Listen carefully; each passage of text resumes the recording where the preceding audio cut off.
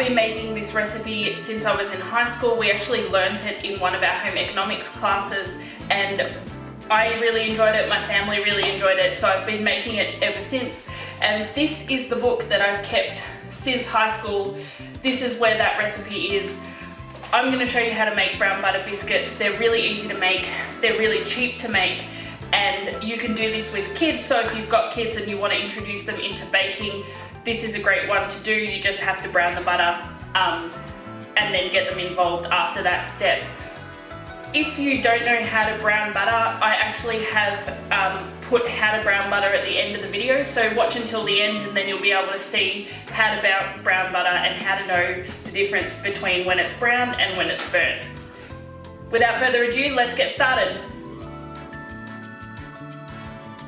The first thing that we're going to do is we're going to add our sugar to our browned butter, and we're going to give that a mix.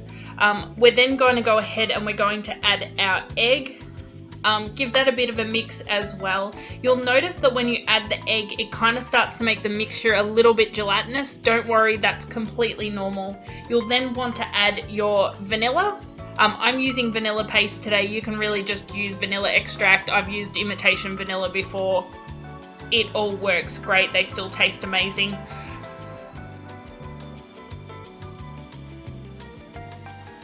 You're going to want to give everything a really good mix, and then you're going to go ahead and add your flour.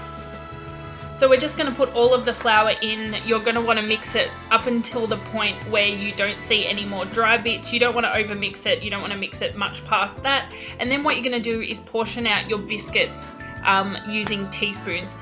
I did make mine a little bit bigger than what they should have been. I probably should have made them a little bit smaller. They're still great. I do go the extra step, and after I've portioned them out, I do roll them again just to make them nice and even. If you don't want to do that, you can just go ahead and just put your little scoops or your little spoonfuls onto the baking tray, and then put your glacé cherries on top. So each one gets a half a glacé cherry that sits on top of it. The last thing we have left to do is bake them in a preheated oven until they are golden brown underneath. Alright, so these are the baked golden brown and delicious cookies that just came out of the oven. I ended up getting 30 because I don't know how to portion correctly and made them a little bit too big. When you make them, probably make them a little bit smaller, you will get the full 48. These are still great, they're still delicious, we're going to enjoy them. I'm going to put them onto a serving platter and take them to work so my colleagues can enjoy them tomorrow. And if you like this video, please give it a thumbs up. It really helps me out. Subscribe to my channel for more frugal cooking recipes, cooking tips, frugal tips in general. And I will see you next time. Bye! So I want to quickly show you what it's like to brown butter. You want the butter to melt,